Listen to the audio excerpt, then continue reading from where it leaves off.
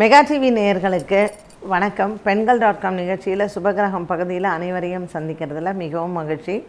இன்றைக்கி ஒரு திருக்கோவில் பற்றி நம்ம ஜென்ரலாக பேசுவோம். செவ்வாய்க்கிழமையில் தை செவ்வாய்க்கிழமை, அதுவும் முதல் செவ்வாய், அதனால் ஒரு நல்ல அம்மன் கோவில் பற்றி பேசலாம் அப்படின்ட்டுன்னு இன்றைக்கி நான் சொல்ல போகிற கோவில் மண்டைக்காடு பகவதி. இது தமிழ்நாட்டில் இருக்கா இல்லை கேரளாவா அப்படின்னா, ஏன்னா பேரை பார்த்தோம்னா நமக்கு கேரளா பேர் மாதிரியே இருக்குது. ஆனால் இந்த மண்டைக்காடு பகவதி அப்படின்னு சொல்லக்கூடியது நமக்கு கன்னியாகுமரியில் இருக்குது. குளச்சல் அப்படின்னு சொல்லக்கூடிய ஊர் பக்கத்தில் ஒரு அழகான கடல் கரை பக்கத்தில் இருக்கக்கூடிய, அதாவது கன்னியாகுமரி நமக்கு சொல்லும் பொழுது அங்கேயும் பகவதி இருக்கா. கன்னியாகுமரியிலேயே பகவதி அம்மன் இருக்கா. அந்த குமரி கடலுக்கு நடுவில் இருக்கக்கூடிய அந்த பகவதியுமே ரொம்ப விசேஷம்தான். ஸோ இதை தாண்டி நமக்கு குளச்சல் அப்படின்ற ஊர் இருக்குது. ஸோ இந்த கோவிலுக்கும் அந்த கோவிலுக்குமே சில சம்பந்தங்கள் பண்டைய காலத்தில், மன்னர்கள் காலத்தில் இருந்தது. இது எல்லாமே மலையாளம் சார்ந்த இடமாகத்தான் இருந்தது அப்படின்னு புராணங்கள் சொல்லுது. ஸோ இந்த மண்டைக்காடு பகவதியுமே கேரளா சமஸ்தானத்து மகாராஜா தான் பிற்காலத்தில் இந்த கோவிலை கட்டி இதை எடுத்து வளர்த்துருக்கார் அப்படிங்கிறதும் ஸ்தல வரலாறில் சொல்லியிருக்காங்க. இந்த மண்டைக்காடு பகவதி கோவில் கன்னியாகுமரியில் இருக்குது. இந்த கோவில் நமக்கு ரோடிலேருந்து பார்க்கும் பொழுதே அந்த அம்மன் தெரிவாங்க. அவ்வளோ ஒசரமாக இருக்கக்கூடியது. வானத்தை முட்டும் அளவுக்கு அந்த புத்து வளர்ந்துருக்கு அப்படின்னு ரொம்ப ரொம்ப சக்தி வாய்ந்த ஒரு அம்மன். இந்த மண்டைக்காடு பகவதி கோவிலை பெண்களுக்கான சபரிமலா அப்படின்னு சொல்கிறாங்க. ஏன்னா பெண்கள் இங்கே நேர்ந்து இருமுடி எடுத்துகிட்டு அம்மனை தரிசிக்கக்கூடிய ஒரு காட்சியை நம்ம பார்க்கலாம். இந்த மண்டைக்காடு பகவதி அம்மன் கோவில் என்னென்ன விசேஷங்கள் எல்லாம் இருக்குது அப்படின்னு பார்த்திங்கன்னா, இது மெயினாக குழந்தை பாக்கியம் இல்லாதவர்கள் அவங்க நேர்ந்துட்டு பொங்கல் வைக்கிறது. அதே மாதிரி இங்கே கரும்பு தான் அந்த அம்மனுக்கு ரொம்ப இஷ்டம். ஸோ கரும்பில் ஆன அந்த வெல்லம் போட்டு அவங்க செய்யக்கூடிய அந்த பொங்கலோ பாயசமோ அது அந்த அம்மனுக்கு ரொம்ப இஷ்டம்னு. இந்த புத்து எப்படி வளர்ந்தது இருக்குது, நிறைய புராண கதைகள் சொல்கிறாங்க. இந்த புத்து வளர்ந்து கொண்டே இருக்குது. ஆதிசங்கரருமே இங்கே பூஜை பண்ணியிருக்கிறார். ஸோ அவர் ஸ்ரீசக்கரம் பிரதிஷ்டை பண்ணி அந்த ஸ்ரீசக்கரத்திற்கு மேல் அந்த புத்து வளர்ந்ததாகவும் நமக்கு ஸ்தல புராணத்தில் சொல்லியிருக்கிறாங்க. ஸோ திருமண தடை இருக்கிறவங்க, ரொம்ப தீராத தலைவலி இருக்கிறவங்க, ஸோ இந்த தீராத தலைவலி இருக்கிறவங்களே மண்டை அப்பம் அப்படின்னு ஒரு அப்பம், அது அரிசி வெல்லத்தில் செய்யக்கூடிய இந்த அப்பம் பகவதிக்கு நெய்வேத்தியம் செஞ்சு அந்த பிரசாதத்தை சாப்பிட்றது அப்படிங்கிறது ஒரு வழக்கம். தலைவலி இருக்கிறவங்க, ரொம்ப தீராத தலைவலி இருக்கிறவங்க இந்த கோவிலில் பிரார்த்தனை பண்ணிக்கிறாங்க.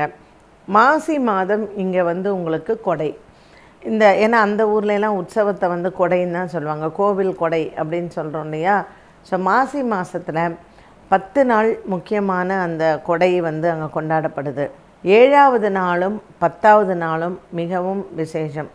அப்படி ஒரு 10 லட்சம் பேர் அந்த மண்டைக்காடு பகவதியை வணங்குறாங்க அந்த உற்சவம் டைமில். இந்த பகவதிகிட்ட போய் நம்ம முக்கியமாக பிரார்த்தனை பண்ணிக்கிறது உடல் ஆரோக்கிய குறைபாடுகளுக்காக தான். நம்மளுடைய உடல் உறுப்புகள் ஏதாவது பிரச்சனை இருந்தால் அந்த பகவதிகிட்ட பிரார்த்தனை பண்ணிக்கலாம். தலைவலியாக இருந்தால் பிரார்த்தனை பண்ணிக்கலாம். குழந்தை பாக்கியத்திற்கு பிரார்த்தனை, திருமணத்திற்கு பிரார்த்தனை, இப்படி பிரார்த்தனை நிறைவேறியவுடன் நம்ம கோவிலுக்கு போயிட்டு அம்மாவுக்கு பொங்கல் வைத்து படைத்து அவளுக்கு வேண்டியது அந்த கரும்பு இதெல்லாம் படைத்து அங்கே நம்மளுடைய நேர்த்தி கடனை தீர்த்துக்கிறது தான். நம்ம சபரிமலாவுக்கு போகிற மாதிரி பெண்களும் இங்கே இருமுடி கட்டிட்டு எடுத்துகிட்டு சுவாமிக்கு தரிசனம் செய்கிறதுங்கிறது இன்னும் விசேஷமான ஒன்று. இந்த மண்டைக்காடு பகவதிக்கு மாசி மாதத்தில் நடக்கக்கூடிய இந்த கொடை திருவிழாவில் பார்த்திங்கன்னா அன்றைக்கி லோக்கல் ஹாலிடே விட்டுடுறாங்க. கிட்டத்தட்ட 10 லட்சம் ஜனம் அந்த கடலில் நீராடி அந்த அம்மனுக்கு பொங்கல் வைத்து அந்த தேவியை வழிபாடு செய்கிறதுங்கிறது அவ்வளோ. இந்த திரிசூரில் எப்படி பூரம் ரொம்ப விசேஷமோ அதே போல் இந்த மண்டைக்காடு பகவதிக்கு மாசி மாதத்தில் இந்த கொடை ரொம்ப விசேஷம். தேர் ரொம்ப விசேஷம் இந்த இடத்துல. ஸோ ஜென்ரலாகவே எல்லா பௌர்ணமி, செவ்வாய்க்கிழமை, வெள்ளிக்கிழமை இது எல்லாமே அவங்க இந்த கோயில் விசேஷம். குறிப்பாக தை செவ்வாய் தை வெள்ளி, ஆடி செவ்வாய் ஆடி வெள்ளி இந்த கோவிலில் வந்து பயங்கர கூட்டம் வந்து இருக்கும். இந்த புத்து வந்து வளர்றது அப்படின்னு சொல்கிறோம் இல்லையா. ஸோ இந்த வேப்ப மரம் வந்து அது புத்தாக அந்த இடத்துல வேப்ப மரமும் இருக்குது. இந்த புத்து வந்து பார்த்திங்கன்னா இந்த ஸ்ரீ சக்கரத்தின் மேல் இந்த புத்து வந்து வளர்ந்து அப்படியே இன்னும் அது வளர்ந்து கொண்டே இருக்குது. மேலே வந்து ஓலை கீத்து போட்டு தான் இந்த மெயினாக அந்த இருக்கக்கூடிய கர்ப்ப கிரகத்தில் ஓலை கொட்டாய் மாதிரி தான் அந்த கீத்து போட்டு வெய்திருக்கிறாங்க.